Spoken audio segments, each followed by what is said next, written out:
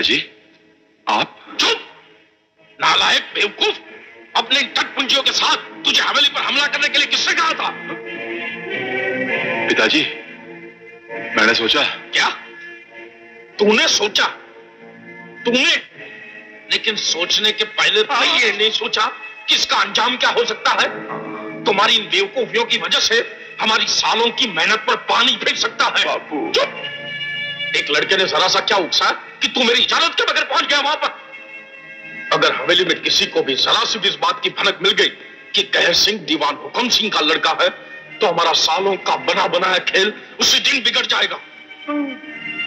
गलती हो गई बापू, गलती हो गई। मैं अपनी मरी हुई माँ की कसम खाता हूँ, दोबारा ऐसी गलती नहीं होगी। अरे रो मत बेटा, रो मत। लेकिन देख, हमेशा एक बात याद रखना, मुझे पूछे बिना उस हवेली में दोबारा कदम नहीं रखना। बराबर? बराबर। बाकी रहे उस लौंडे की बात बेटा, उसको तो मैं देख लूंगा। सांप भी मरेगा और लाठी भी नहीं टूटेगी। समझ गया बापू, बिल्कुल समझ गया। बापू अब तो माफ कर दे। ठीक है बेटा, ठीक है। देख बेटा, मैं जो भी कुछ कर रहा हूँ तेरे लिए तो कर रहा हूँ। मेरा क्या है? मुझे तो जितनी दुनिया देखनी थी देख ली। मेरा तो एक ही सपना है कि तू एक दिन इस हवेली पर राज कर। खैर, अब ये बताओ कि उस हवेली के वफादार बुढ़े का क्या हाल है? नीचे तहखाने में आराम फरमा रहा है बापू। हम उसकी सेवा का पूरा ख्याल कर रहे हैं।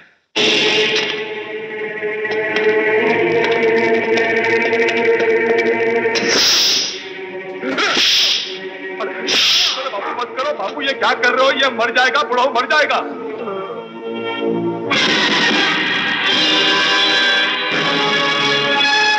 ज्यादा जोर से तो नहीं लगी ना भाई साहब? खबरदार जो अपनी गंदी जबान से मुझे भाई कहा।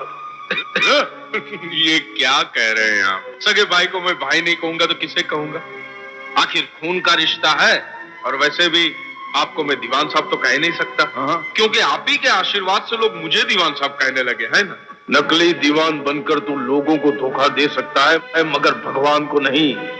एक दिन तुझे अपने कर्मों का फल भुगतना ही पड़ेगा। तो उसमें क्या है भाई साहब? वो तो सबको भुगतना पड़ता है, जैसे कि आप भुगत रहे। अगर आपने हमारी बात मान ली होती भाई साहब, तो ना ही आपकी टांगे जाती और ना ही आज आपको ये दिन देखना पड़ता। मुझे अपनी टांगों के जाने का कोई दुख नहीं है। अफसोस तो सिर्फ इस बात का है कि मैं मर क्यों नहीं गया। तुम्हारी जैसी मनोहर सूरतें देखने के लिए मैं आज तक जिंदा क्यों हूं? जिंदा रखा है भाई साहब, इसीलिए जिंदा है। हम भला आपको कैसे मार सकते हैं? लगता है आप भूल गए, लेकिन मैं नहीं भूला हूं और भूलूंगा भी नहीं। मुझे अच्छी तरह याद है वो दिन। सीमा की शादी और इस नालायक के साथ ये बात करने की तुम्हारी हिम्मत कैसे हुई? हिम्मत हुई कहां भाई साहब? हिम्मत पैदा की है, क्योंकि आजकल फिर से जेबें खाली हो गई है। और मैंने ऐसी कौन सी गलत बात कह दी? आखिर रानी जी को भी सीमा की शादी किसी न किसी के साथ तो करनी है। और शादी के लिए जरूरी होता है एक लड़का, जो आपके आशीर्वाद से अपने घर में ही है। और भाई साहब, कहर सिंह अगर मेरा बेटा है तो आपका भतीजा भी तो है, और उसके इस भविष्य के बारे में हम नहीं सोचेंगे तो फिर कौन सोचेगा? बंद करो ये बकवास। अगर तू मेरा छोटा भाई नहीं होता तो मैं तुझे अभी इसी वक्त यहाँ से धक्के मारकर बाहर निकाल देता। तो निकाल सकते हैं, आपका हक है, आप बड़े भाई जो है। लेकिन एक बार जरा ठंडे दिमाग से सोचिए।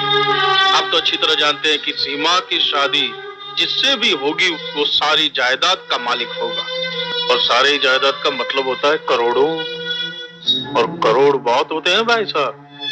आपने तो देखे भी होंगे, गिने भी होंगे, लेकिन अपने अपने होते हैं। मिलजुल के बात लेंगे। चुप कर, गुस्सा नहीं पैदा, गुस्सा नहीं। पहले मेरी पूरी बात तो सुन लीजिए। आपने जिंदगी भर किया क्या? नौकरी यानी कि गुलामी? क्या मिला क्या आपको? क्या कमाया क्या आपने? तेरी तरह नमक हराम नहीं हूं मैं, इज्जत कमाई है मैंने। हाँ तो और इज्जत कमाई है ना। रानी जी के नौकर नहीं रिश्तेदार हो जाइए, इज्जत और भी बढ़ जाएगी। हाँ काका, बाबू ठीक कहता है। मैं 6 फुटा हट्टा कट्टा नौजवान, आंखों में एक, ऊपर से आपका भतीजा। अरे भाई, मुझ में भला बुराई क्या है? कोई बुराई नहीं है, सिवाय इसके कि तू अनपढ़ है, जाहिल है, चोर है, उचक्का है, और कई बार जेल की हवा भी खा चुका है। तो क्या हुआ? जेल जाने वालों की शादी नहीं होती क्या? ये तो मेरा रिकॉर्ड है, जिसे मैं जानता हूँ, आप जानते हैं। मतलब ये कि घर की बात घर में ही रहेगी। हाँ? उनको तो नहीं मालूम ना? हाँ? उनको नहीं मालूम, लेकिन मुझे तो मालूम है, और मेरे जीते जी ऐसा हरगिज नहीं हो सकता। तुम दोनों अपनी मनुष्य सूरतें लेकर यहां से फौरन चले जाओ, वरना मुझे वही करना पड़ेगा जो मैं नहीं चाहता।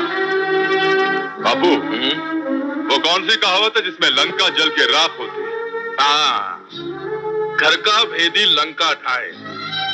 लेकिन एक और कहावत भी है बेटा। कौन सी? कि बाप बड़ा ना भैया, सबसे बड़ा रुपया। वाह! हाँ, इसको भाई भतीजा कुछ नहीं दिखाई दे रहा, लेकिन लगता इसकी नजर भी जायदाद पर है, और सारी जायदाद अकेले ही हड़प कर जाना चाहता है। और थप्पड़, वो थप्पड़ मुझे। इसके पास पिस्तौल नहीं, बंदूक नहीं, कोई भी तो ऐसा सामान नहीं जो पुलिस वालों के पास होता है। नहीं नसवारू, नहीं, ये पुलिस का आदमी नहीं हो सकता, नहीं हो सकता पुलिस का आदमी। लेकिन कोई तो है। कौन हो सकता है? सरदार, इसी से पूछ लीजिए, यही बताएगा। हाँ, इससे पूछते हैं। कौन है तू? बोल। इसका मुंह किधर है? हाँ, है, खोल।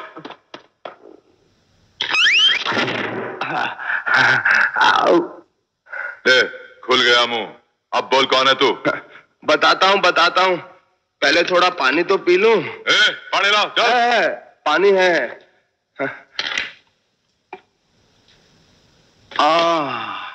मेरा नाम है पोपट लाल पटेहाल। जिंदगी से तंग आकर मरने की कोशिश कर रहा था डाकू जी। ठहरो। कहा तुमने? डाकू जी। डाकू जी? एक बार फिर से कहो। डाकू जी। हाय डाकू जी। सुना नसवारू, सुना? डाकू जी। एक बार फिर से कहो। डाकू जी। पहली बार नसवारू, जिंदगी में पहली बार किसी ने हमें जी कहा है। डाकू जी। हाय कितनी इज्जत से इसने हमारा नाम लिया है।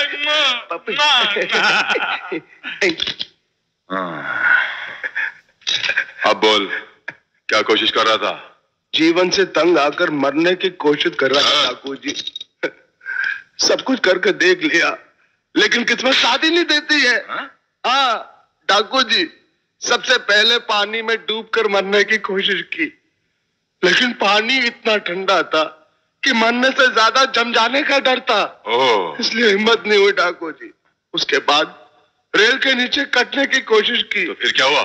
8 घंटे रेलगाड़ी का इंतजार करते करते नींद आ गई, लेकिन रेलगाड़ी नहीं आई। फिर सोचा पहाड़ी से कूद कर जान दे दूं, लेकिन डाकू जी, इन पहाड़ों का भी क्या भरोसा, कहीं हाथ पैर टूट कर रह जाए और नहीं मरा तो क्या होगा। अभी ये सोच ही रहा था डाकू जी कि आपके कर्मचारी उठाकर मुझे आपके पास ले आए। मेरी तो किस्मत खुल गई। डाकू जी, आपका बहुत नाम सुना है। सुना है कि आपकी गोली से आज तक कोई नहीं बचा। आपने पहले भी कितने बेगुनाहों को मारा है, और भगवान की दया से आगे भी मारते रहेंगे। डाकू जी, अपनी बंदूक की गोली सीने के पार उतार दो। नसवारू जी सरदार। वो कौन सी कहावत है जिसमें लंबे लंबे हाथ होते हैं?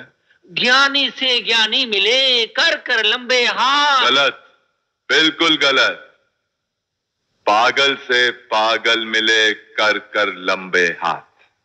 नसवारू जी, मैं तो समझता था कि दुनिया में सबसे बड़ा पागल मैं ही हूं, लेकिन ये ससुरा तो अपना भी बाप निकला साला। डाकू जी, क्यों कीमती वक्त बर्बाद कर रहे हैं? इससे बातें तो बाद में भी हो सकती है ना, ये तो आपके घर का आदमी है। अरे पहले बाहर वालों को तो निपटाइए, अब देरी किस बात की है? मारिए ना मुझे गोली। मार देंगे, तुझे जरूर मार देंगे, लेकिन एक बात तो हम पूछना भूल ही गए, तू मरना क्यों चाहता है? छोड़िए डाकू जी, बड़ी ट्रेजेडी है, लंबी स्टोरी है, लव स्टोरी, प्रेम कहानी, ट्रायंगल। क्या? त्रिकोण, हीरो, हीरोइन एंड विलन। अब हिंदी में बोल।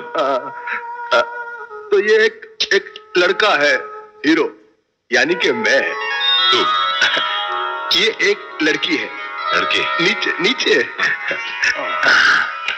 ये लड़की चली, ये लड़का चला।